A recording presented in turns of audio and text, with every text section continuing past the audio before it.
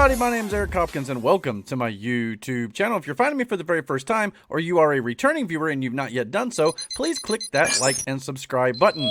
And don't forget to hit the notification bell so you get all the notifications about when I put up new content right here on this channel. So Marvel Studios has given us a release date for the new Hawkeye series. So let's go over here and check out the article from Variety.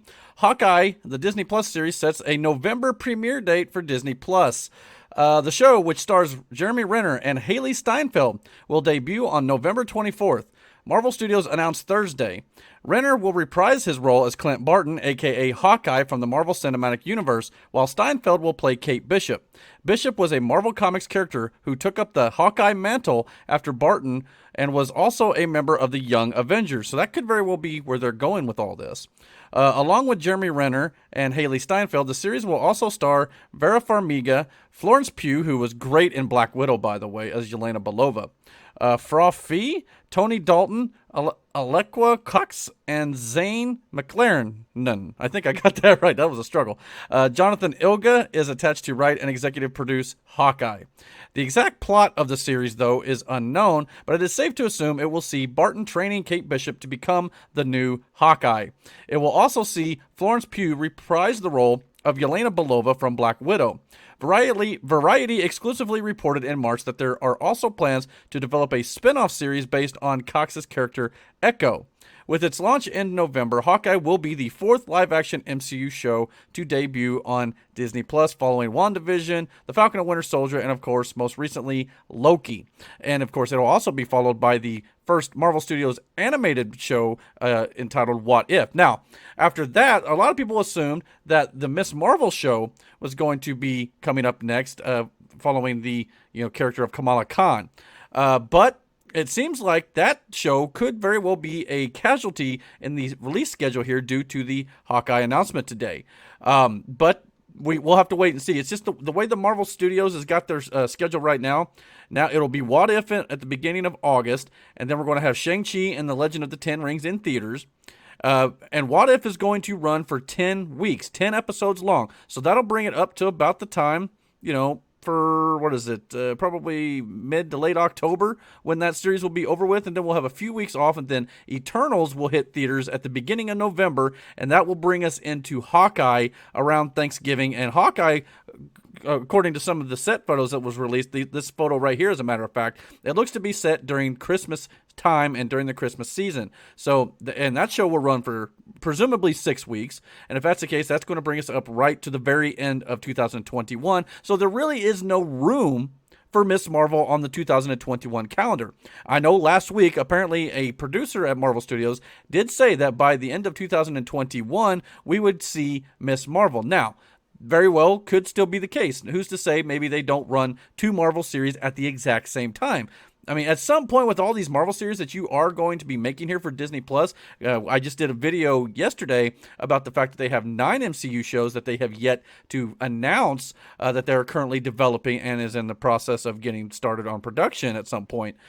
So at some point with all these different shows, you're going to have to start overlapping all these shows for sure. There is going to be no way you can completely space all this out to where it's just, this year they did a good job of that, I think, but eventually if you start to getting second seasons of Loki and some of these other shows that could be getting second seasons as well, it's going to be very hard to run one show only and intersplice with all the movies in theaters and stuff like that to not be able to double all this up. Now, maybe that's going to be their plan, and if that's the case, Ms. Marvel could just be pushed back to the beginning of 2022, which makes some sense as well because the Marvels, the Captain Marvel 2 movie, comes out at the end of 2022, and Kamala Khan will be in that movie, so you got to put that TV series on Disney Plus before Captain Marvel 2 comes out. But if it's delayed till 2022, I don't think it's that big of a deal based on their release schedule for this year. But it sounds like this year is pretty well jam-packed, and we'll just have to wait and see what they do. But they did say in the article announcing the Hawkeye series that it would be the next live-action series to hit Disney Plus after What If. So that basically says, Ms. Marvel is not going to be coming next. But we'll just have to wait and see, and maybe we'll find out more information about the character of Kamala Khan and her series moving forward. All right, let's get into our second topic of today. And I wanted to talk about this because I think it's kind of important in regards to the streaming wars, of course, that are going on right now. And that is, of course, that Netflix is definitely interested in acquiring the services of Christopher Nolan from Warner Brothers. Netflix is trying to woo Christopher Nolan and get the director to release his next movie on the streaming platform.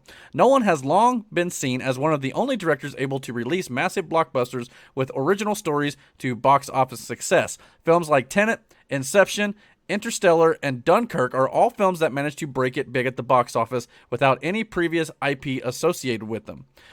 These blockbusters are usually massive in scale, with the director insisting on shooting on location and using as much practical effects as possible. Nolan's Tenet was one of the most anticipated blockbusters of 2020, but due to the pandemic, its summer release was delayed. Eventually, it seemed as if the industry hung on all their hopes on saving the box office on the film, prompting disappointing reactions with the film failed and to make a splash in 2020. That release, coupled with Warner Brothers' decision to release their 2021 slate on HBO Max, drew ire from the director. And a proponent of the theatrical experience, Nolan was outspoken against Warner Brothers' decision, sparking rumors that that the director may take his next movie to yet another studio because he was so upset with Warner Brothers. Now, one studio has made it clear they want the director's next film. Netflix's film chief, Scott Stuber, told Variety that the streamer's deal with Steven Spielberg's production company, Amblin, gives him hope that he could bring Nolan over to the platform. Stuber doesn't know anything about Nolan's new movie, but he praised the director and said he would do anything he can to bring the movie to Netflix. He said, quote, "If and when Nolan comes up with his new movie, it's about can we be a home for it, and what would we need to do to make that happen? He's an incredible filmmaker. I'm going to do everything I can. In this business, I've learned you need to have zero ego. I get punched and knocked down and get back up again." Did he just quote Chumbawamba? By the way, that's awesome. While Stuber seems hopeful and persistent in bringing Nolan's next film to the platform, it seems unlikely that the director would agree to do so, though. Nolan prides himself on his films being meant to be seen on the biggest screen possible, shooting many of the action sequences for them on IMAX cameras. It seems that for Nolan to release his next film on Netflix, the streamer would have to guarantee some sort of exclusive theatrical run on as many screens as possible in order to even get the director to consider the proposition. And of course, it's interesting how this article did not even mention the fact that he was the director of the Dark Knight trilogy. But now it was talking more about the IPs that did not have any previous mainstream attention, for sure. Batman has definitely got that. But yeah, I mean, Christopher Nolan has been on record many, many times talking about how, he doesn't want his movies going straight to streaming services. So I don't see him actually doing this unless, like this article says, and they give him, an exclusive, theatrical run on his movie as well. So, I mean, maybe Netflix can, kind of talk him into like saying, all right, we'll give you the theatrical run, but then we want your movie on our service or day and date release, which I don't think he would go for personally because he's been so adamant about the fact that he wants his movies to be on IMAX and things like that. And to be honest, a lot of his movies are shot in such a way where it does benefit to be seen on the biggest screen imaginable. And I don't think that Christopher Nolan is going to budge on that. So we'll just have to see where this goes. But if I was a betting man, I would say that if they definitely don't give him a theatrical run, he's not signing with Netflix. Now, I once thought the same thing about Steven Spielberg because Steven Spielberg just signed with his company Amblin with Netflix, and Steven Spielberg was one of the directors in Hollywood who definitely didn't like the idea of the streaming service, battle and put all movies on the streaming services, up front, especially because again he's old school. He wants his movies to be seen in a movie theater where the movies are meant to be seen. And to be honest, I prefer the theatrical going experience. It's just right now with the pandemic and things like that, it's not exactly the most viable option at times for a lot of people.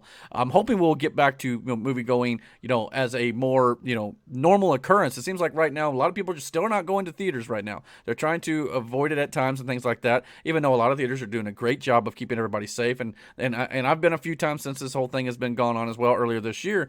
So I think it's time that we all, need to try to get back into going into movie theaters, but you have to make that decision about when you're most comfortable to do so. But as for Christopher Nolan, I think that we'll just have to wait and see what he does, but it sounds to me like he's probably not going to be signing this deal unless he gets some sort of really big exclusive deal for theatrical run. But we'll just have to see where it goes. All right, so let's move on to my final topic of this video, and let's get into it here. And the article comes to us from The Direct. Justice League's J.K. Simmons is negotiating a DC return for the Batgirl movie. Wait, what? Okay, I thought the Batgirl movie may not have anything to do with the DCEU, or was they going to be recasting Commissioner Gordon for that role? They were talking about how they were looking for a new Commissioner Gordon, but apparently they may not be doing so. HBO Max is expanding its DC library by showcasing new films featuring major characters from the successful comics library of the mega franchise. One of them is DC's Batgirl. The upcoming straight-to-streaming feature film will be directed by Miss Marvel and Bad Boys for Life duo Bilal Fallah and Adil El Arbi, and it has been confirmed to explore the story of Barbara Gordon's version of the character.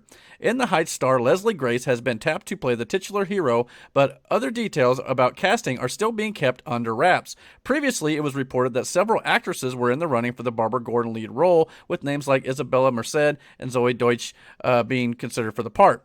Given that Barbara will be the central figure in the movie, it is widely expected that her father, James Gordon, will be a part of the ensemble cast. Now it seems that a returning DCEU actor will be a part of HBO Max's Batman-related feature film. J.K. Simmons could be returning to the DCEU. The Hollywood Reporter, which is a very reputable movie news website out there, that J.K. Simmons, they reported that he could be in negotiations to reprise the role of Commissioner James Gordon in HBO Max's Batgirl. Simmons previously portrayed James Gordon in the theatrical cut of Justice League and Zack Snyder's Justice League film. Simmons revealed in 2019 that he was signed on to portray Gordon in 3 more movies according to his contract. Jim Gordon's Batgirl return could be explained. Many would agree that J.K. Simmons' return to the DCEU is a welcome development, though, especially after his short but memorable performance in the last 2 Justice League movies.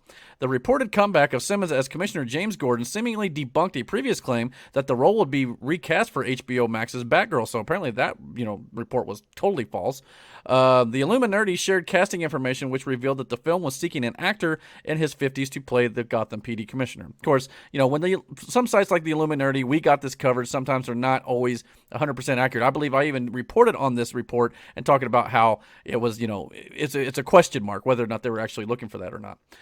This could hint at the return of the DCEU actor. It was not initially planned, meaning that this could be due to the multiverse-related shenanigans in Ezra Miller's The Flash film that will cement his solo adventure. It remains to be seen if Simmons will portray the same version of Zack Snyder's Justice League, but if he is, then it means that Batgirl could be set within the confines of the Snyderverse. So could we maybe have a little bit of a crack of hope maybe there for the Snyderverse? Maybe, maybe not.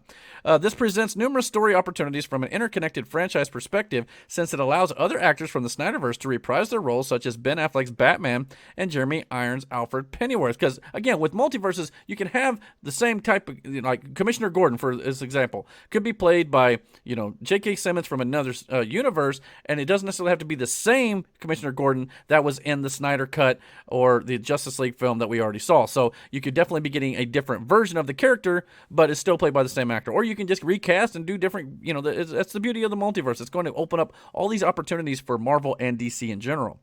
On the flip side, though, there's a strong chance that Simmons' version of Jim Gordon will be an entirely fresh take after Barry Allen resets the timeline in his solo flick.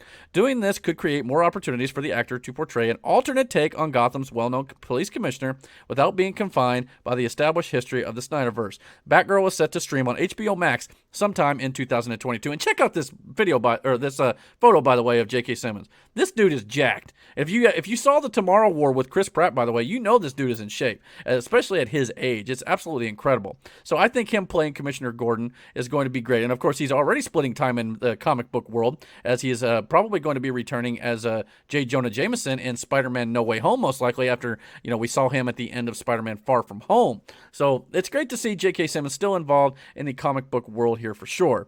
As it goes for Commissioner Gordon, as I said, this article even mentions that we could be getting an alternate reality version of the character, and so that means he could still be playing Barbara Gordon's father, but it may not be the the same Commissioner Gordon that Ben Affleck had known in his world, in his timeline, and things like that. So that's the thing about the multiverse, man. You can recast, you can shuffle and do different versions of these characters. We're getting multiple different Batmans. We're getting multiple different Supermans now with the Val Zod series that was announced for HBO Max. The J.J. Abrams Black Superman movie they're doing. We've got the Superman on CW. You know, we've got an animated Superman possibly coming back in the Smallville sequel series that they're possibly going to be doing. So there's all sorts of different possibilities you can be, you know, making here with this multiverse concept, and I think it's going to make for a lot of great storytelling if audiences could just get it in their head that it doesn't have to be one single actor portraying a certain role like Robert Downey Jr. did for 13 some years with the MCU. We're going to even be getting in the MCU now where we're going to be getting multiple Lokis, multiple, you know, Iron Man, multiple Thors, multiple Captain Americas. We're going to see different versions of these characters that we know and love, and they're going to be from other timelines and Earths and things like that. So these comic book companies and these movie studios have a lot of work to do to explain to the general audience what all of this is going to mean. But I see the potential in the storytelling here, and I'm very much looking forward to what they all have planned moving forward. But the real question here is, guys, what do you guys think about the Hawkeye series getting a release date to yesterday? And what do you think about Netflix wanting to get Christopher Nolan under some sort of deal with their streaming service? And of course, what do you guys think about J.K. Simmons possibly returning to DC in the Batgirl movie coming to HBO Max? Please comment down below. Let me know. And don't forget to hit that like and subscribe button. And don't forget to hit the notification bell so you get all the notifications about when I put up new content right here on this channel. And until my next video, guys, take care.